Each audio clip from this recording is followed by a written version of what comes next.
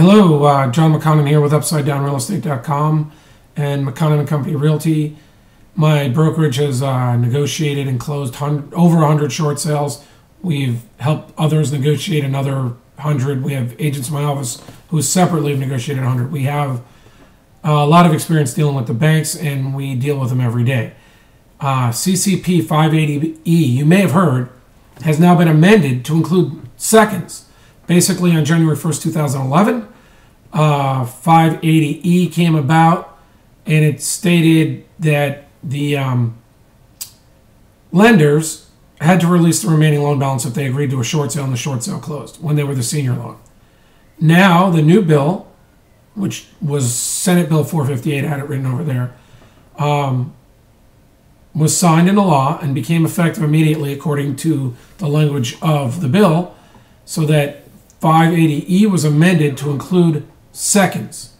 Now, at first blush, and even probably in the end for a lot of people, this is going to be exceptionally good. And in fact, part of me says, this is great. We've got 30 short sales being negotiated. When we were negotiating seconds, you figure 90% of the time the seconds don't release the deficiency in writing. You have to spend another month or two negotiating. Sometimes it requires, and still will, a supplement to the $3,000 or the $5,000 you might get from a first, or if it's a Wells Fargo to Wells Fargo, maybe you'll get 10% because they have internal things like that. But there was always time to get more money on the table to get short sales closed. So this should be a great thing. The seconds, negotiating that final language from the second won't take as much time. And also, the good news is, with Wells Fargo and B of A getting Equator going pretty quickly, short sales can take less time than they used to. They used to take 6 months to a year. Now they're probably taking 3 to 8 months from the major banks. That's the good news. The not so good news is there are certainly banks that didn't want to release the deficiency before. Certainly banks like Chase used to have 2 numbers. This is our number for just a regular short sale, and they would take the $3,000 from the first if they thought there was a real hardship there, in my opinion, across a lot of files. Secondly, if you wanted a release from the deficiency, Chase usually, almost always, wanted more than that $3,000. They frequently started at 20 cents on the dollar. You could negotiate less. Sometimes they were difficult. Sometimes we had to hit them with letters disputing the debt and qualified written requests under RESPA with the right language at the right time. And sometimes the negotiators didn't like that or don't like it. And then all of a sudden they stop working on the file, saying the file's in litigation. They just make stuff up.